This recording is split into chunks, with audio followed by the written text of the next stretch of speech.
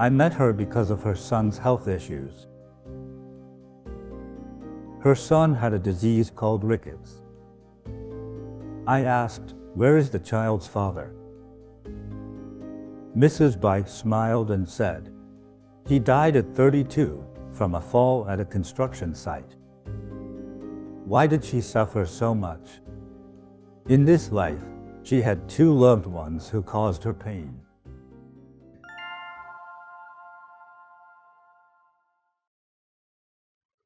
There is a story. This story is called Mrs. Bai. This was about 25 or 26 years ago.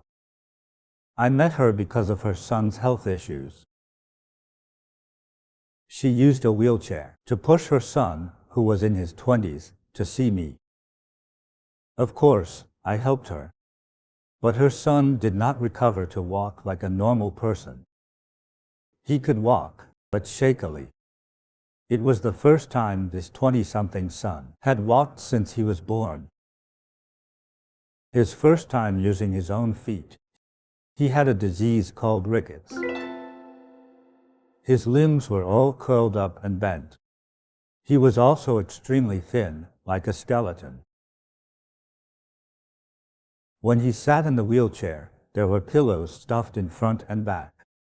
Otherwise, he would wobble. To better help her child, I talked to her to understand her situation. I asked, "Where is the child's father?" Mrs. Bai smiled and said, "He died at 32 from a fall at a construction site." I asked about her son's condition. Has he ever walked since he was born? No, never walked before. Today, you helped him walk for the first time. All these years, with your husband gone, has anyone helped take care of him? No, we don't have any relatives. Relatives don't visit us much. We are poor, and my husband died young. His family doesn't really care about us. Our life is very difficult, with no income. I need to take care of my son, so I can't go out to earn money. How do they live? They rely on the stalls and restaurants, begging in those places. She has to push the child around the small vegetable stalls. People would feel sorry for them and give some food. That's their life. Is taking care of the child tiring? She smiled and said, "No, not tiring. It's just like that." Why? Because she's used to it. It's been over 20 years. I asked, "You have no income. Don't you find this life hard?" "No, it's actually quite fun, not hard at all," she answered. I didn't dare to ask more. She was smiling, and that made me cry. I couldn't listen further. When most people talk about their pain and sorrow, they cry loudly. More reserved people would wipe their tears. But she kept laughing. In fact, she had a breakdown and was suffering in extreme pain. She thought, "What's the use of crying? No one can help me. I have to take care of my son's every need, from eating to toileting. I've cried countless times. Does it solve anything?" Finally, she had a realization. She was always smiling and laughed with everyone she met. People didn't understand, thinking she was leading a happy life. But in reality, she suffered immensely. A fellow practitioner asked, "Why does Mrs. Bai have such a hard life?" In Buddhism, it's always about karma and causality. Why does she suffer so much? After 2 days, when I felt more relaxed, I entered a meditative state to see her. It was like watching a movie. Some movie-like stories emerged. In her previous life, Mrs. Bai was a man. His family had some money and was considered middle class. His father might have been a minor staff member in a government agency, earning a stable income. However, this child got addicted to drugs. In the past, drugs, gambling, and prostitution were often linked. Anyone who did drugs was likely involved in the other two as well. These 3 vices. After getting addicted to drugs, he got addicted to gambling. In the end, he drained all the family's money. He forced his parents to sell the house and spent everything from the sale. His family still had some farmland, about 10 acres. He forced his parents to sell those off too. The child used up all the money. It didn't last a year before it was all spent again. After selling all their property, his parents felt too ashamed to face their neighbors. They wandered to another place to beg for a living. Eventually, they froze to death in another province. The parents died together. Before they froze to death, they swore to collect the debts in their next life. In this life, Mrs. Bai's husband, Mr. Bai, died in his 30s. He was the father who died of anger in the past life. The son in the wheelchair was the mother who died of anger in the past life. In this life, they became the two people who caused Mrs. Bai unbearable pain.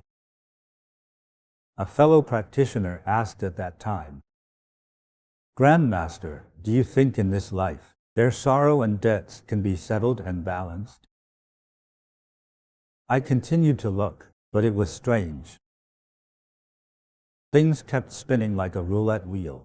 For a very long time, over 100,000 times. They kept coming back to seek repayment from this unfilial child, to make him suffer. Like a repeated cycle.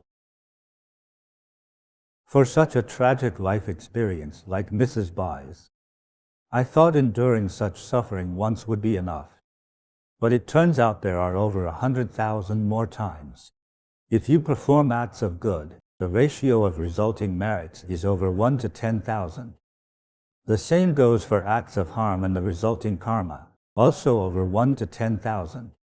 Mrs. Bai's reincarnation means continuous suffering. In the next life, she might not be Mrs. Bai. She could be Mr. Lee.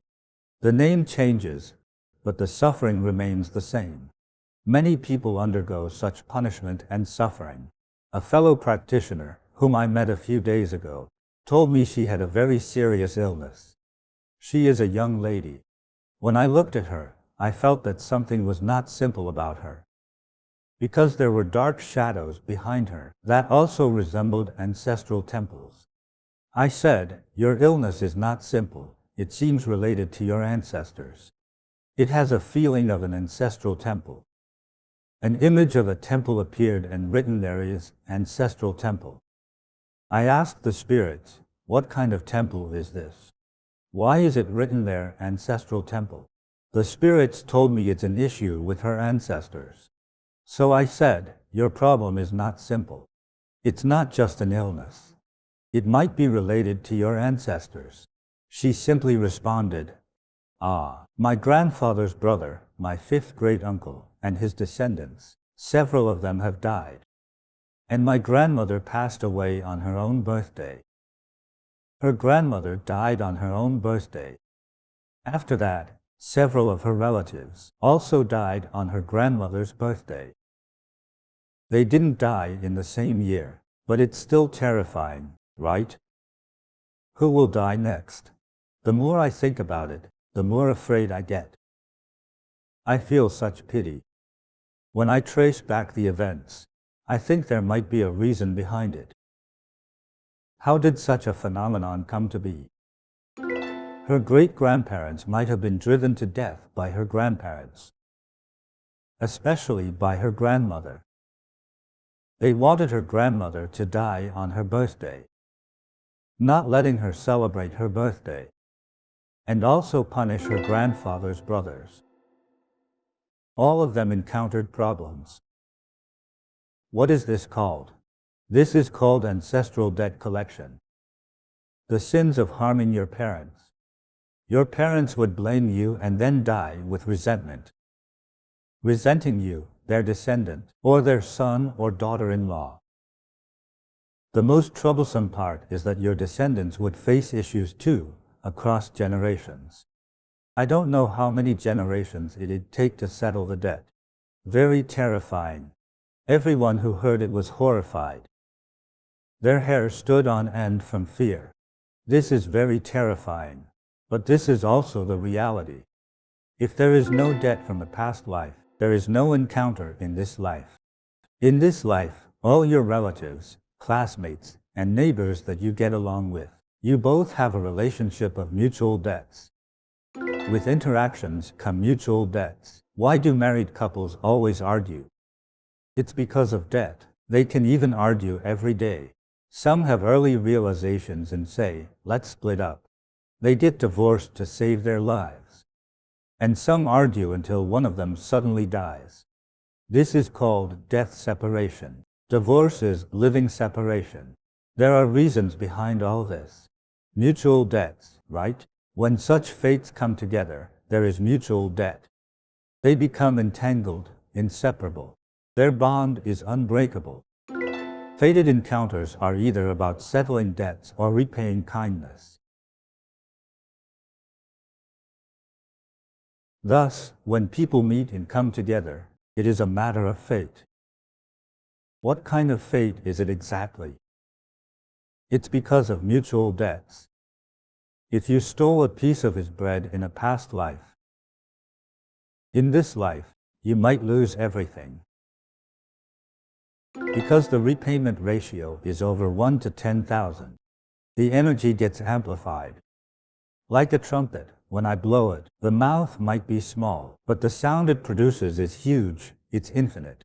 Doing good deeds also amplifies in the same way.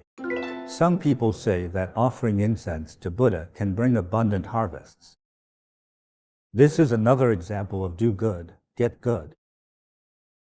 If you sincerely offer incense before Buddha, it'd bring prosperity to your family. The merits got magnified. Will I get good outcomes just by offering incense? Have you heard of the butterfly effect? For example, in the Philippines, a butterfly flaps its wings, resulting in a typhoon in Canada, blowing cars into the sea. This is possible. It's not just a romantic idea. That's how it really is. A small energy can lead to significant effects. It undergoes transformation and development, and can become enormous. The starting point is small, but its impact later is immense. How can I truly forgive someone who has wronged me? And not just let it remain a thought in my mind? The greatest issue faced by humans in this world is death. The greatest fortune is being human. As long as you are alive, all worries are not really problems. They can't become obstacles in life. The person you want to forgive was once your family member or a very good friend. Otherwise, you wouldn't have felt such pain and now have thoughts of forgiveness. Facing resentment and hatred with kindness brings beautiful and good results. If you face beauty and kindness with hatred, that is equivalent to harm and may result in disaster. If you face hatred with revenge, that is equivalent to death. It may sound harsh, but if you remember this, it might save your life in the future. As long as you are alive today, as long as you can still open your eyes tomorrow morning, you should think this world is the only one and it's yours. There are no enemies and no grudges to resolve. Thus, you achieve great freedom. If you're debating forgiveness, it means hatred is still buried in your heart. Where is the freedom in that? Your hatred will become an obstacle in your body. It may even turn into a tumor. Do you know that it's poison? It's called revenge, and the sins accumulate more and more.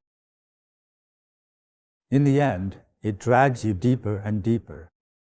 But those who hate usually don't think this way. Unless they listen to our teachings, only then do they understand forgiveness. Now, let's think about it in terms of time. Does anyone remember where they were 100 years ago? And who can imagine where they will be 100 years from now? We didn't exist before, and we won't exist 100 years later either. What hatred is there? We should live happily every day. Every day, we should rise like the sun.